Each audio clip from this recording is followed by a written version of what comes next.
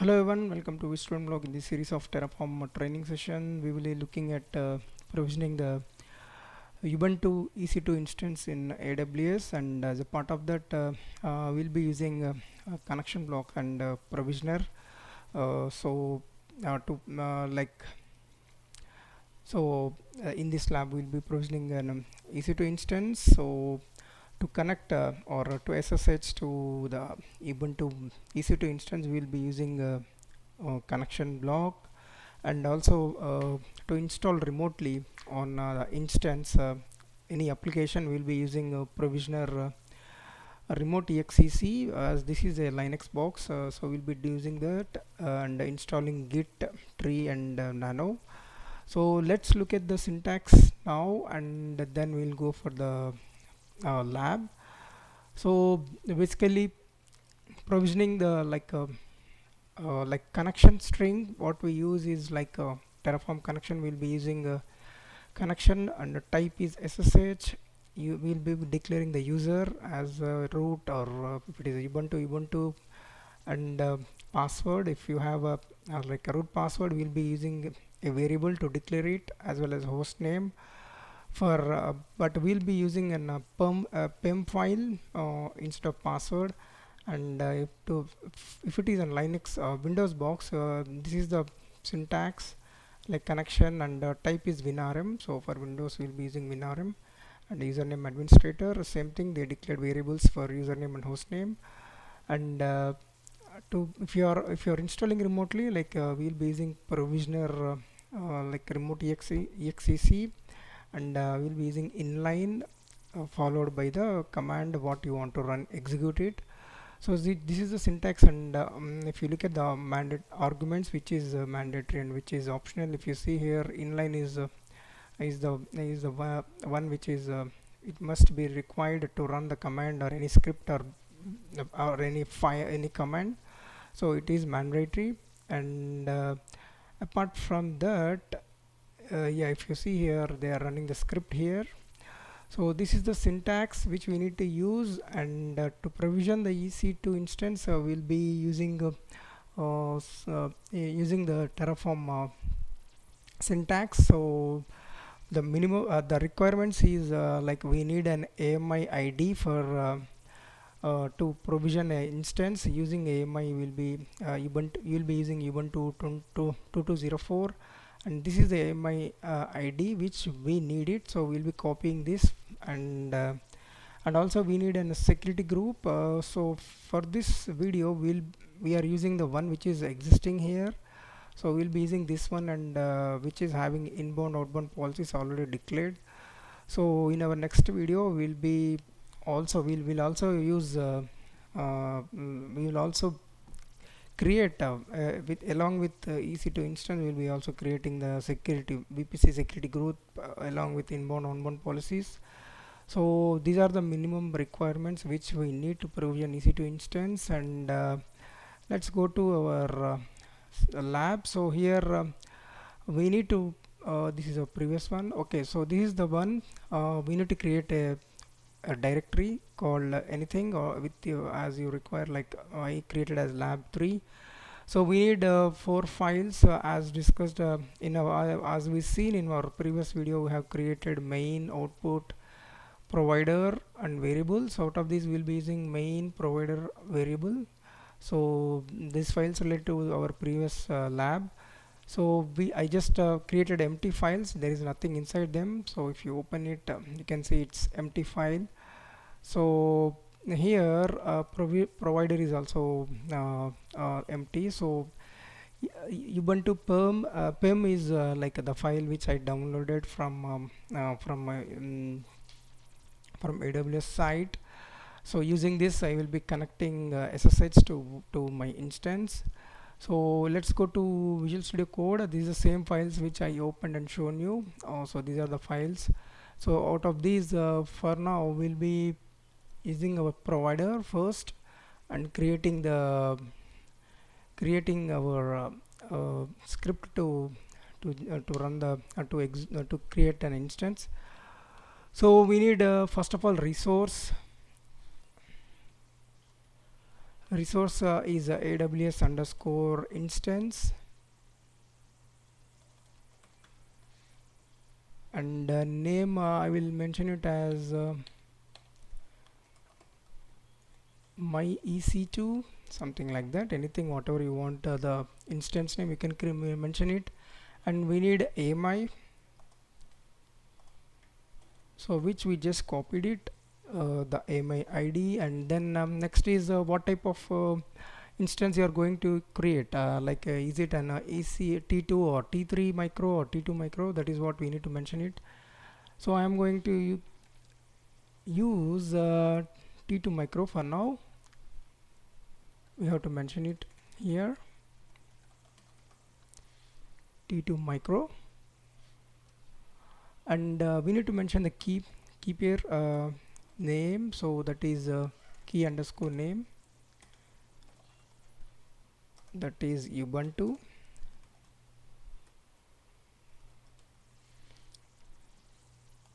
So let's go and check what exactly I have created.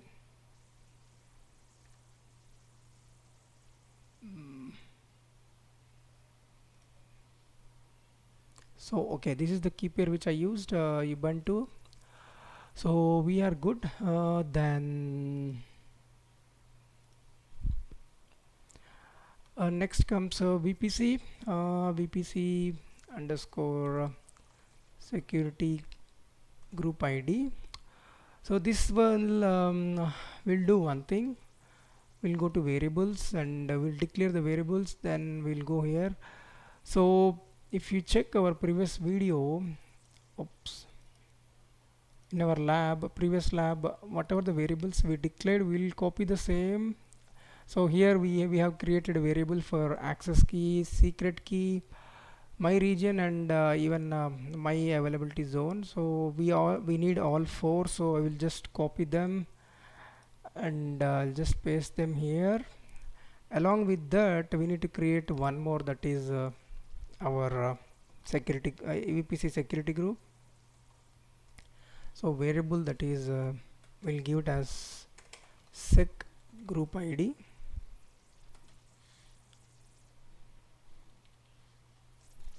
And type is list. So till now we are using what is that, we are using type is string for now, but here we are using list, so that we can give multiple list of security groups. So even whenever you use the list, we can add multiple things, multiple choices like that. So that is the reason we are using a list here. And we'll declare the default value, that is our security group ID. We'll go there and I will copy this. This is what we are going to use it. So we created it in our previous lab, so we are using the same, and next time we'll create it along with the instance. So now we'll go back to our provider. Sorry, okay, I was doing it wrong. Okay, we need to declare these values in main file, not in provider. I just by mistake created it here, but yeah, these should be in main.tf file. Sorry for that. And here we need to provide the VPC ID. We need to provide the variable, that is dollar raise where dot automatically it will list whatever is there. So we'll be selecting sec group ID. Here it is done. Now we need to now we need to provide the connection.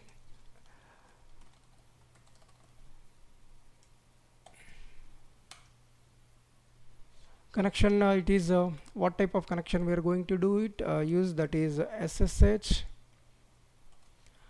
Then what is the user you are going to use, that's what the syntax, right? So you go here You see here this is what the connection and root.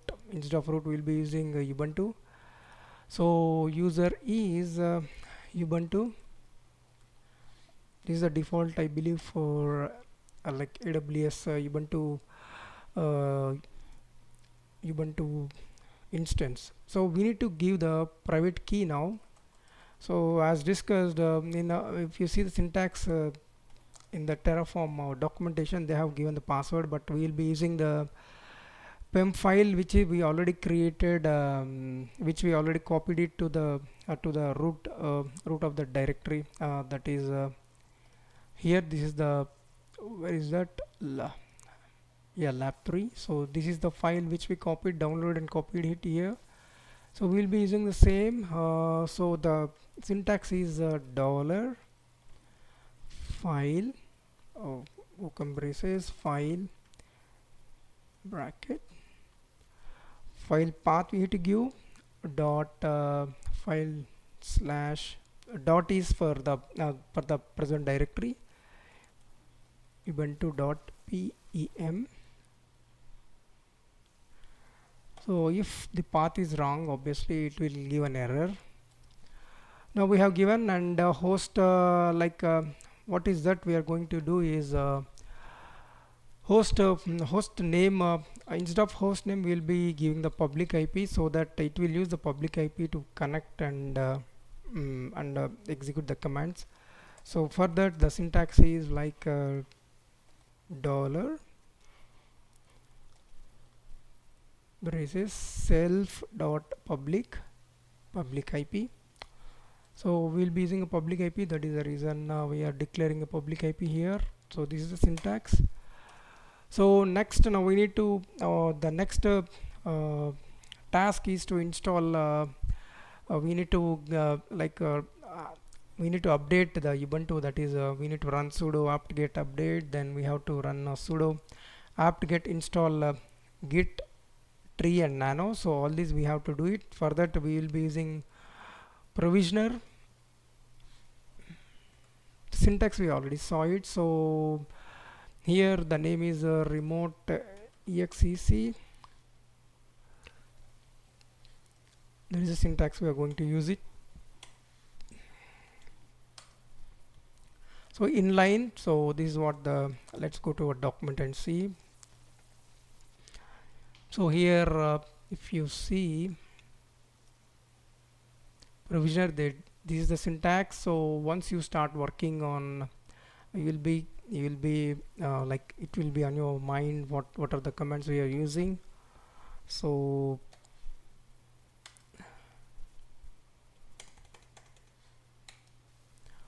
inline command is sudo apt-get update, that is to update the instance, and we need to give comma so that it will go for next command. Okay, sudo apt-get install git tree and nano, and we have to give -i, so that what happens is it will auto approve, something like that. So it won't ask anything. By default it will take yes and start installation. So now we are also going to close the brace. Okay, this is done. So out of this this resource we will provide output, so that we'll give the public output, so public IP output. So let's do it. Output name public IP.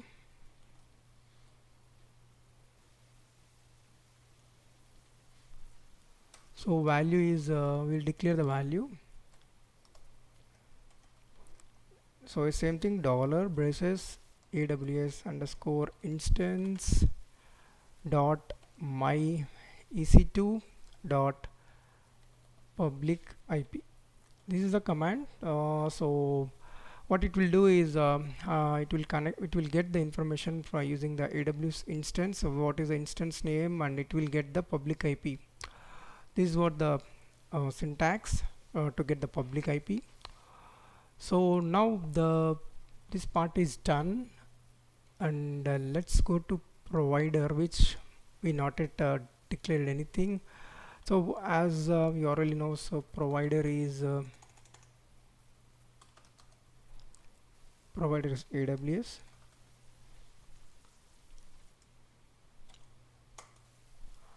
and also we need to mention the region.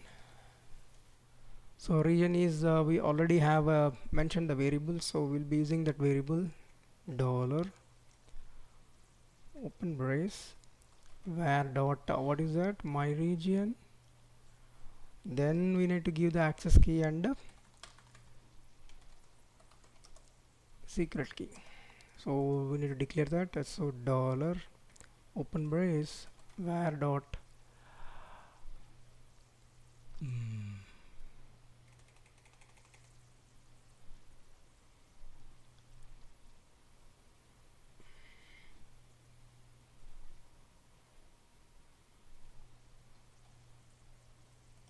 miss this one. Okay, dollar braces where dot my access key, and secret key is underscore key is equal to, again we missed it,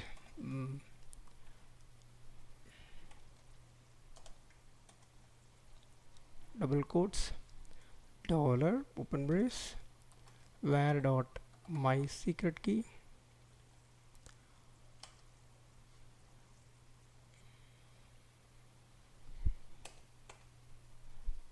Okay, now we have provided so here we have main file with the AWS instance, like is my EC2 and AMI ID. We already have instance type, we declared username, we have mentioned it, key name, and whatever the key name key pair name we have already there, we have mentioned it. VPC security group variable declared it here. So connection SSH, username is Ubuntu, and we given a path, a file path to ubuntu.pem. So we are connecting our host using the public IP, and using the provisioner will be we'll be updating that uh, Ubuntu instance, and also we'll run sudo apt-get and install all these three application on the server. Once this is done, now we'll get an output of public IP, so that we can connect it using the public IP, or even you can get it from AWS console also. So provider, we can see like provider is AWS. So we have declared a variable for region, access key, and secret key. We have a Ubuntu pem file which is already copied here. These are the variables which declared, like access key, secret key, region, like we have declared it, and availability zone we have declared, and lastly security group ID also we declared it. Just save them all.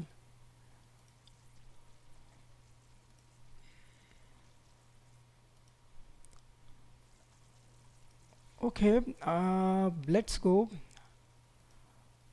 here and just open PowerShell, or even you can do it from there. Okay, now we'll do Terraform init. So we can see here, okay, it says there is problem at line number 25. Let's go and fix it.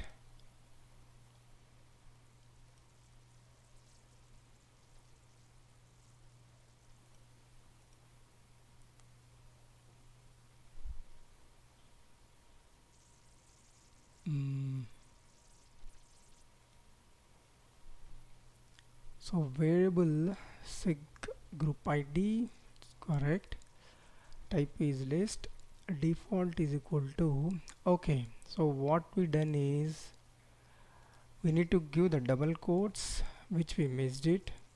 that is causing the problem. Okay, so this type of things we'll come to know when you start working and fixing the issues. Now I just saved them, saved it, save. Okay, let's go back and try again. Okay, now it is running fine, I believe. So yeah, initiated successfully. And if you go and check here, you can see the Terraform folder, log file looks good. So then now we will validate Terraform, validate, man, Terraform.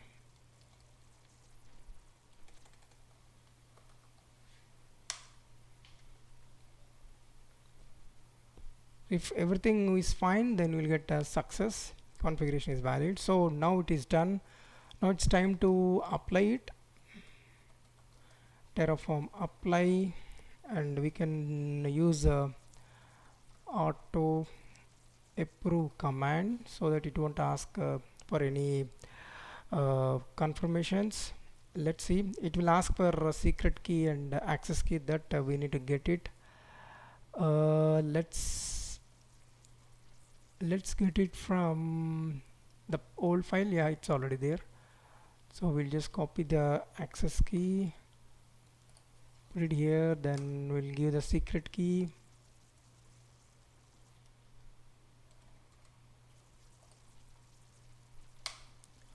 Okay, we have provided the access key and secret key. Now it's you can see here like validation is completed, and for a couple of things it will come to know after apply. So instance is getting created with name my EC2. Let's go to our, if you see here, yeah, it is getting ready now. It's a good sign. So if you see here, it will create an instance first, then it will try to connect using connection block. Then once it is successfully connected, it will try to update like update the Ubuntu up to date, make it up to date, and once it is done, it will try to install the applications. So using, you can see here host IP is a public IP. Using public IP it is getting connected. Username is Ubuntu. So password we didn't use it. So let's see.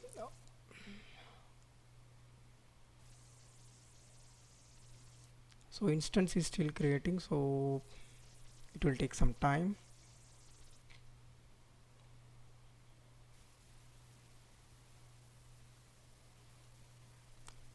Okay, successfully connected, you can see it here.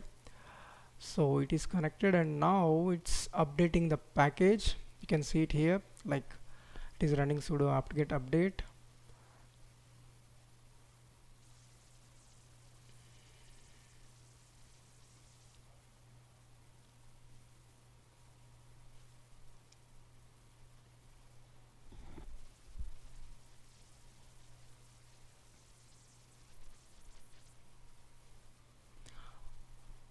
Okay, now we can see git is getting installed, and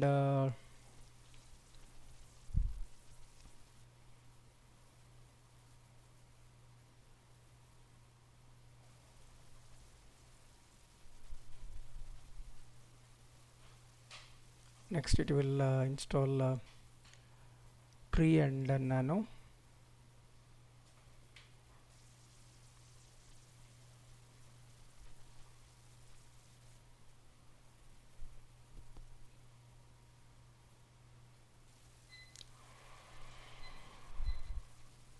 Okay, so all applications installed successfully, and you can see the output as public key is, this is the public key. So whatever we want, that is successfully completed. Then now let's refresh, and we'll connect the instance using SSH, this command. Just we can click on this, and we'll go here,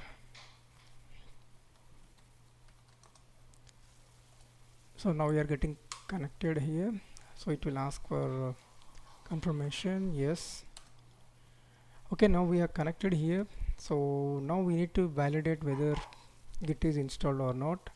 So git hyphen hyphen version. Okay, so git is installed, tree is also installed, and nano is also installed. No need to check for it, that's for sure.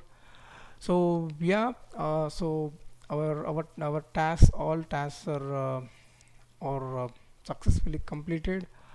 So now it's time to destroy the, oh, closed it. Okay, now it's time to destroy the, I will do it from terminal. Destroy the instance, whatever we created. So Terraform destroy.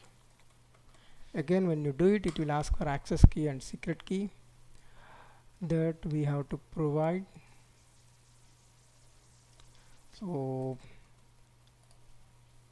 don't try these keys, because I will be deleting after this lab.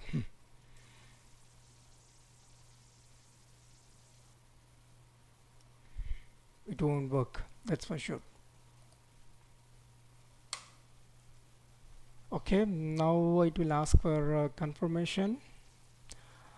So yeah, now let's talk about few things. I just forgot about talking more about these files like Terraform TF state, Terraform backup. Once you destroy it, it will create a backup file. So what is the like, we'll discuss about this. So Terraform, we'll call it as a Terraform state management. So so state files in Terraform are crucial to understand the status of resources provided by Terraform. So Terraform.tf state file maintains a mapping between the resources defined in the configuration and their real world entries. This mapping is used by Terraform to identify the existing state of resources and determine which resources need to be provisioned or destroyed. So state like state locking in other important concept in Terraform. So Terraform creates a Terraform state TF state lock. You can see this one, TF state lock dot info file, like, which is a temporarily created file when executing commands like apply or destroy. So this file helps avoid race conditions by ensuring that only one operation is executed at a time. So if multiple users generating multiple like accessing and operation is executed multiple at that time, it will lock and it won't allow the multiple users to like you generate the from like Terraform files or use the Terraform files. So however, like manually editing state files is highly not recommended, as it can lead to corruption in resource configuration. Terraform provides commands like Terraform state list and even Terraform state show to query and manipulate state information safely. So I just want to like discuss previously. We discussed about it, but it was not clearly mentioned. So now we'll say yes, and if you see here, uh, if you open this Terraform state file, you can see, okay, it's already logged, so it won't open. But yeah, once this is done, we already we generated, like we already in state to destroy it, so that is the reason it is logged. So once we do s, what happens is that destroying instance is initiated. Once destroy is completed, a backup file is created, so that we'll see once this is done. And let's go to our instance and see what is going on. Okay, now it is getting shut down. Once it is down, then it will destroy it. Along with that, we see security group. It won't be deleted because it was created before, so it will be there as it is. So our instance will be deleted. Let's go to instance. It's terminated now. Okay, we are good. So here even destroy is also completed. Let's check what is going on here. So previously we don't see that backup file, now it is there, and if you edit it, now it should, and it will have the Terraform version details, serial number, version number, everything, and also lineage ID here. And if you want to see the backup file, whatever the configuration we generated like last time, that will be listed here. So whatever happened here, everything is listed here. So that is the reason you have a backup file created post destroying it. So yeah, our project, like our lab, is successful. So for now we are good, I believe. And yeah, next lab we'll do more we'll create our security group along with our instance. We'll do more, we'll discuss about modules. We have a lot to discuss. So after this, with AWS, we'll try to do on Azure, and after that we'll try to do with VMware on-prem. So we'll connect, and we'll connect a vCenter. We'll provision a VM using that. So if you see, we don't find that any videos or trainings for vCenter, vSphere, deployment, VM, all stuff. We'll try to do that also. Okay, then thanks for joining the session, and yeah, please do subscribe, and as always, reach out to me on my mail ID vstudentblog@gmail.com. Thanks for watching. Bye bye. Take care.